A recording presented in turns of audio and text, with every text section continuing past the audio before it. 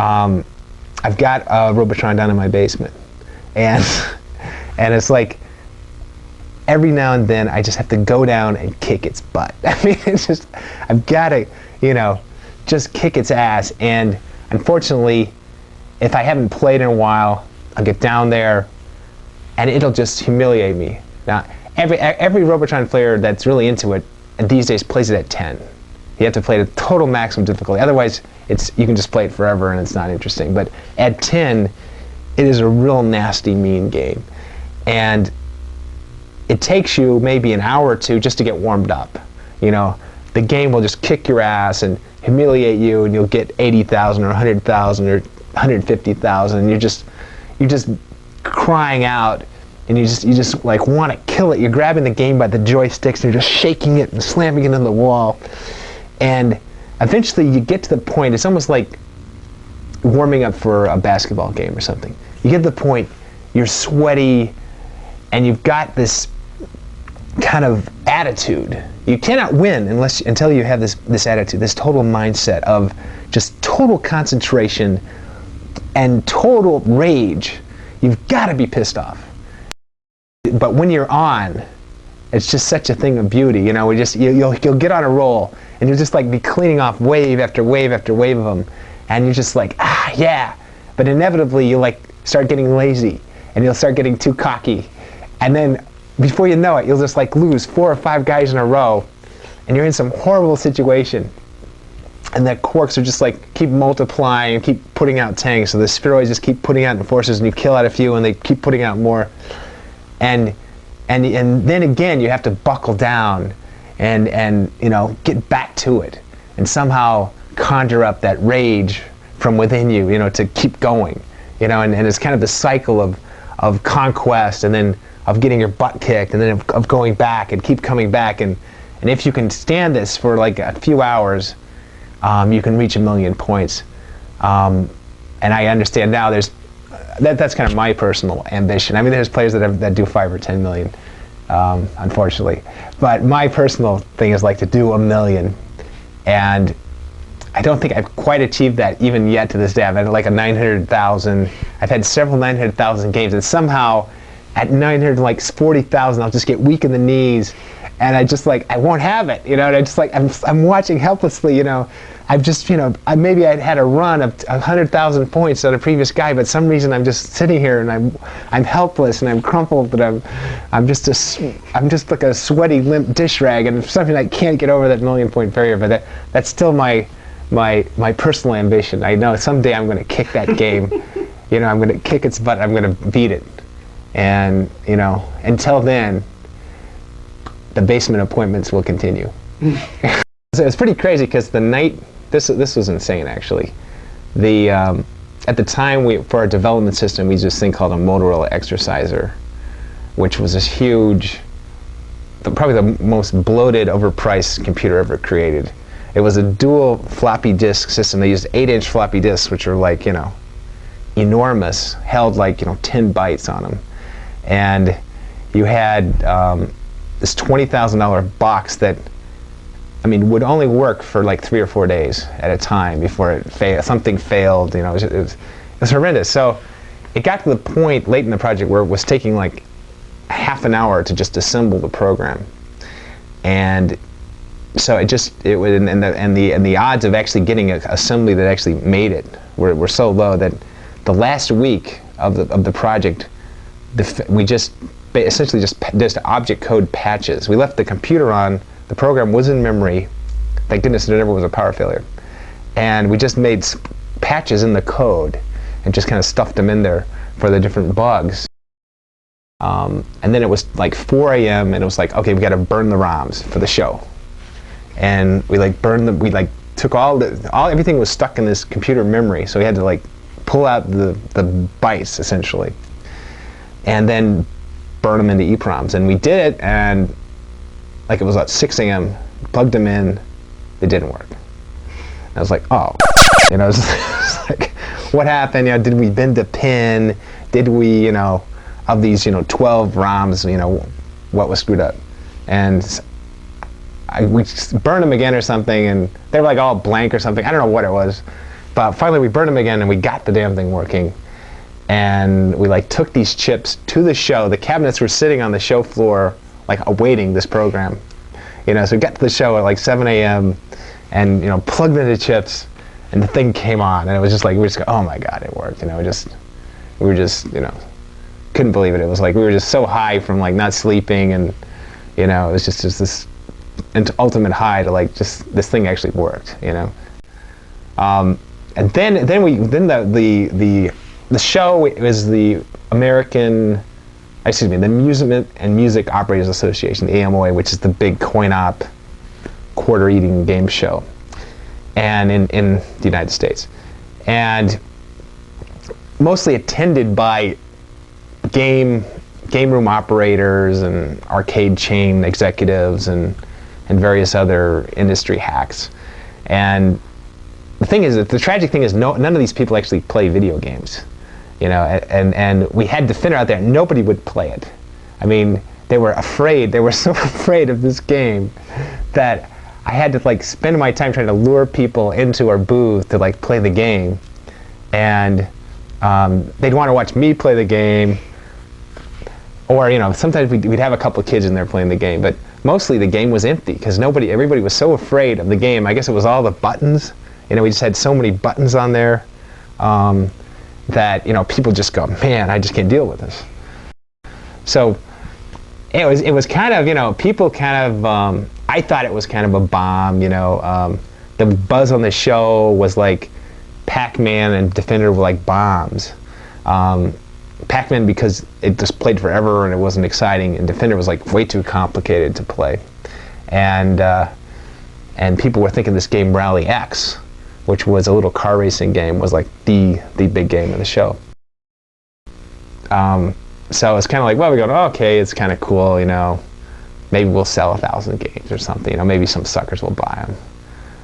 But you know, at the time, it seemed like it was a bomb. But I don't know. We were just so high from finishing the thing that it wasn't disappointing at all. In fact, I don't know. We kind of maybe were proud that it intimidated everyone. You know, it's like we're kind of proud that the game like freaked people out. You know.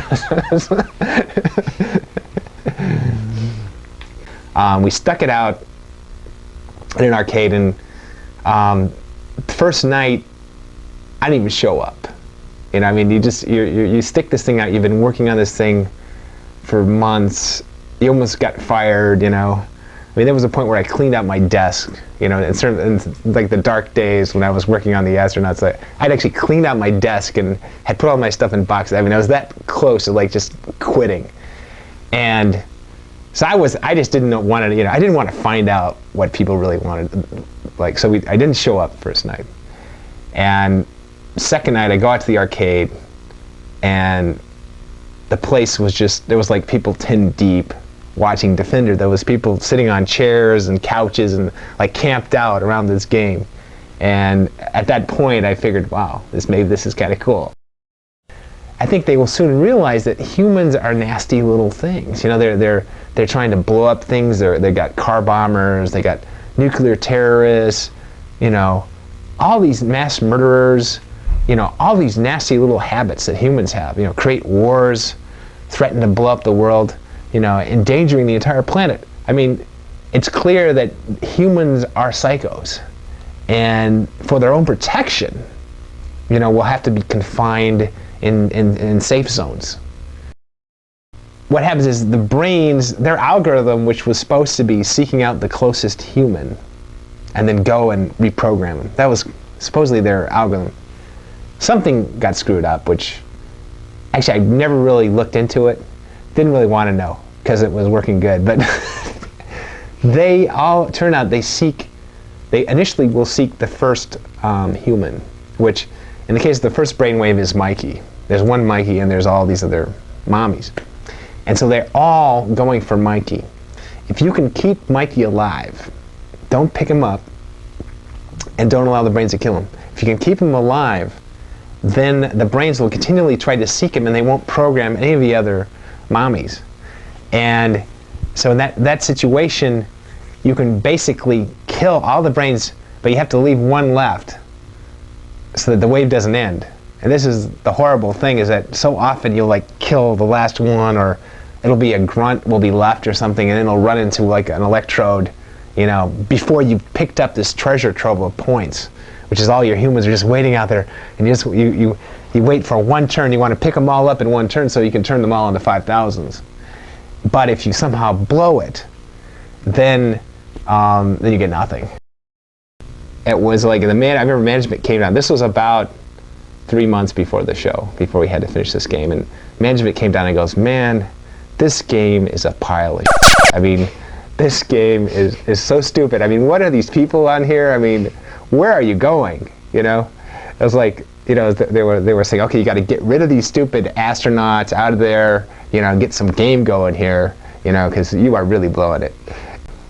There was a bug when we first were working on the flying and the running of the ostrich, and we had neglected to consider is when the ostrich lands on some of the floating cliffs, of how's that handled. When does the animation call the running leg and then the non-leg flap sequence? So there's a lot of situations where the ostrich the cliff is floating and the ostrich will be flying, but he's not high enough to show his legs, so it'll just do a belly flop across the cliff.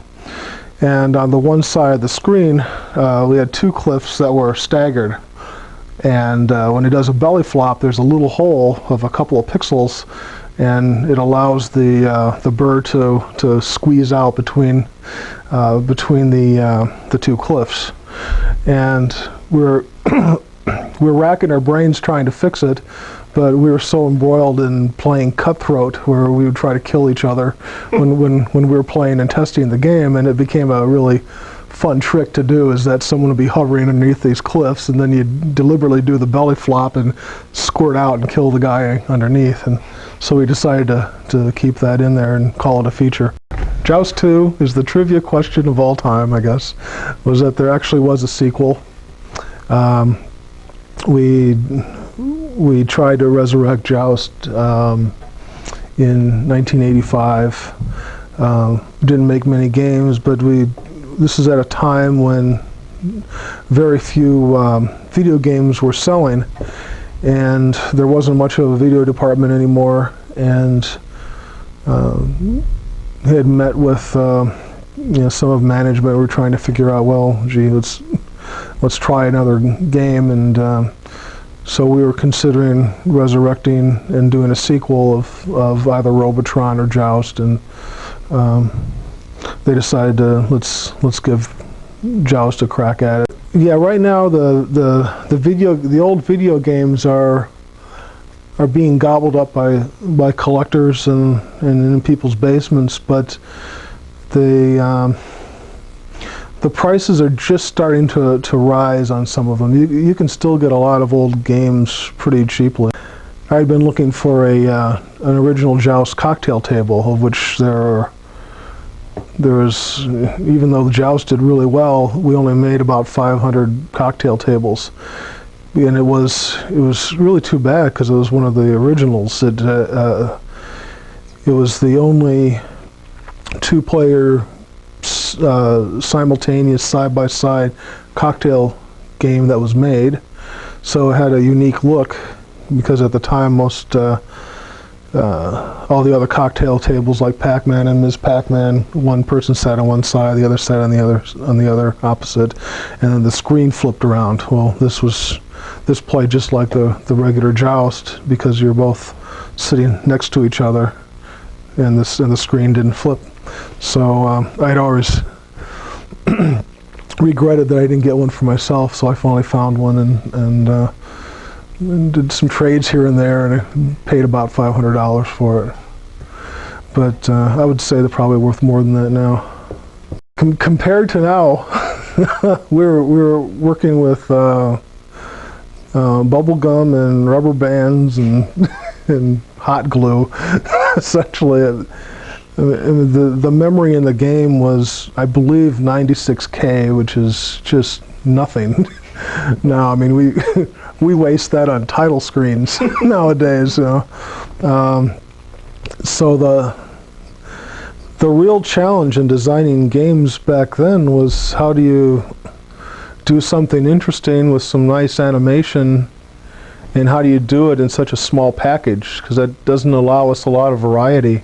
Say the words "Joust the movie." And what do I say about them? I just want to hear them said. Joust the movie is it's a little hobby I've been working on. I guess the transition is, I started off as a toy designer, then I became a video game designer, and then I would like to become a movie designer. So I had always thought that Joust would make a great movie. The technology was never there for what I had in mind, but now it's more than there. One thing that was a real frustration for me was I like to pride myself in thinking of all the little details, and when Joust originally came out, there was a nasty pterodactyl bug where a player could stand on the middle edge and just hold his position, and the mouth of the pterodactyl would hit right into the lance, and you could play the game almost infinitum. I never could.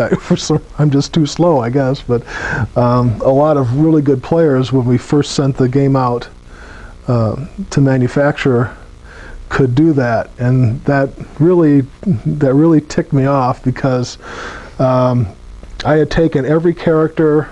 I had a grid paper of how big all the characters were.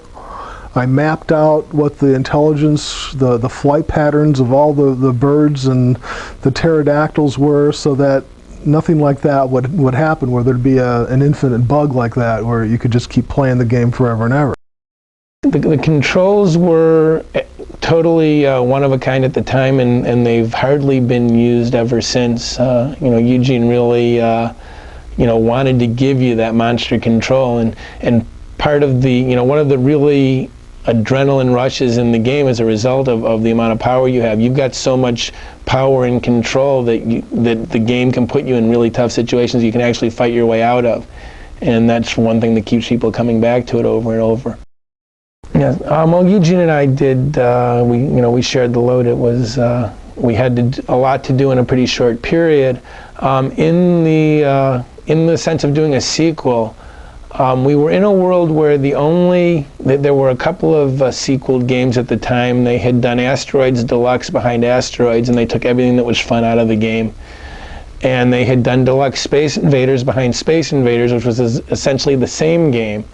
And we wanted something that would give some good new appeal to the game, but that wouldn't be playable by the good players to the extent where they were playing 10, 15, 20 minutes on Defender. If they walk up to Stargate and are playing 20 minutes a game, this game's not going to have any ability to make money. So we worked really hard to come up with a mechanism to make the game good for the better player without having him stay there for long periods of time. And contrary to what a lot of people would believe, a game that you walk up to and you play 20 minutes immediately, you're not gonna be very interested in. You need the new conquest. You need to go up there and have it going. You're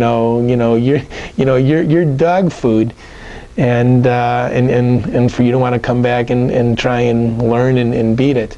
So in Stargate, we put the warp feature in, which was a matter of rescuing and holding on to 4 humanoids and flying through the Stargate, which is a pretty high level accomplishment, but if you're a good Defender player, it's you can do it in your sleep. And what that did was that gave you a huge bonus, took you ahead 2 or 3 waves in the game, and giving you the bonus gave you a couple extra ships. So it was a way to get the good players to jump into where the action was frenzied and make them think that they were having a one-up on the game, and it worked pretty well. There were some games in that period that were producing either low numbers or not at all, that most of the audience probably hasn't had a chance to see. Some low production games were Mystic Marathon, Turkey Shoot, Inferno. Those three were tested, and there were some number built of each of those models, and they can be found in collectors' hands, but the quantities are limited. Then there were games like Play Ball, Speedball. There's at least one other that were fully developed and tested, but were never put into production, and there are no games in collectors' hands. I have the only existing Play Ball sitting in my office. That was VidKids. That was, we started in February of '81, and then Stargate was our first game. And that, what else did you guys do besides Stargate? We did Stargate, Robotron, and then a game called Blaster, which is falls into that low production category. And we also actually developed an Atari 800 version of that game, which preceded the coin-op, and was never brought to market. When I first got the Digital Eclipse program, my mind was blown. My first encounter was actually Paul Dassault called me over to the front of our building, and there's two guys there with a Macintosh, and Paul goes, "I want to show you something." And he plays with his Macintosh and types something. All of a sudden, the carpet sweeps of the memory test, which is pretty much a signature of the old Williams games, is appearing on the Mac, and I'm like, oh my God, you guys wrote a simulator. If someone had told me in 1982 that in 1995 I'd be sitting on my computer playing on a machine that's simulating the program, my exact work, I mean, I would have thought, I would have wondered what the guy was smoking. The games themselves, when they were done, were such a struggle against what could technically be done with affordable horsepower. The fact that this could happen is just represents amazing growth in the speed and size of these computers.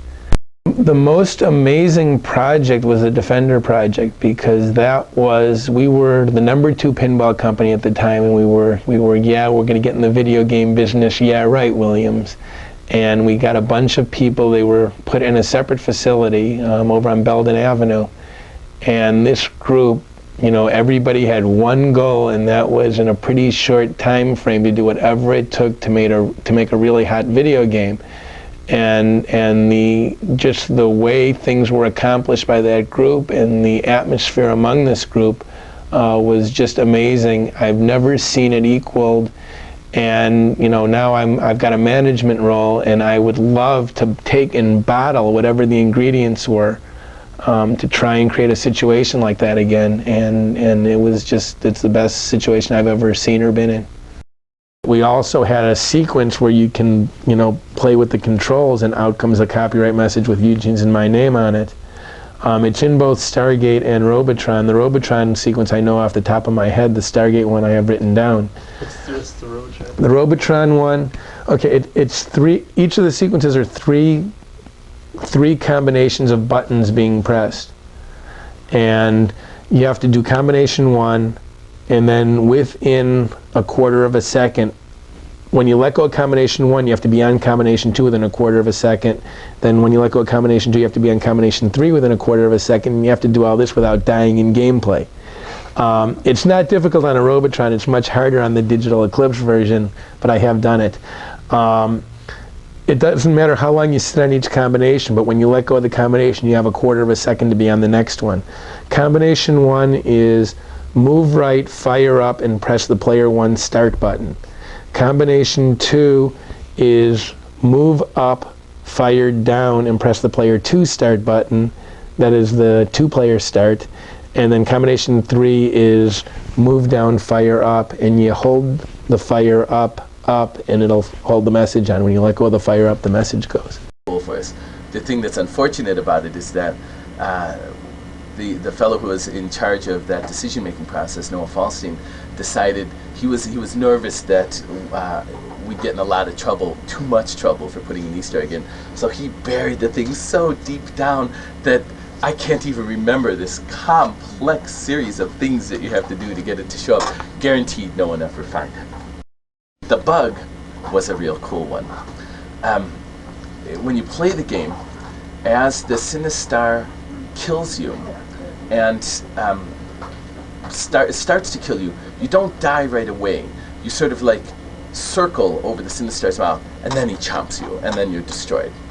It turns out that while you're in that configuration where you're spinning around in the mouth but not quite dead yet, one of the warrior guys can come in and shoot you right then and kill you right then. And then the Sinistar kills you and you die twice, which it's really rare. It's extremely rare that it would happen, because most of the time the warriors, I believe in fact the warriors will not kill you when the Sinistar has you in its death grip already. But if one of their previous shots is still floating around in space, as they sometimes do, one of those can kill you. I think that's the way it works. And the really interesting, that was a bug, and that was a drag, because of course every once in a while consumers would lose 2 lives instead of just 1, which they really hated. The kids, those kids, found out that if you only had 1 life left, and you got into that death grip where it was about to destroy you, and then the warrior shot came and killed you, the warrior shot would reduce your lives to 0, and then the Sinistar would kill you, which would reduce your number of lives left to -1. And in the computer world, -1 is also a really big number, and all of a sudden you'd have 255 lives left. And Lord knows how the kids would find these things, but I knew kids that could show me this in an arcade. They go up and say, look at this, and all of a sudden they have 255 lives, and man, you can play for a long time on Sinistar. You've got 255 ships left, boy. That quality that I saw back then, it still stands out. A lot of times these days with a lot of the games, the newer games that we see come out in the arcades, they're interesting, but they're either they're beautiful games to look at, but the gameplay is real lousy. It's not an enjoyable experience. Or they've got some interesting gameplay things going there, but they don't pay attention to graphically what really makes a game look good and can help bring the player into the experience more. You don't see a whole lot of attention being paid to all of the parts of a good game all at the same time, as they used to in the old days when the disciplines seemed to have been different. And so it's really easy for me to believe that there's this, classic bring the old stuff back again kind of sentiment out there.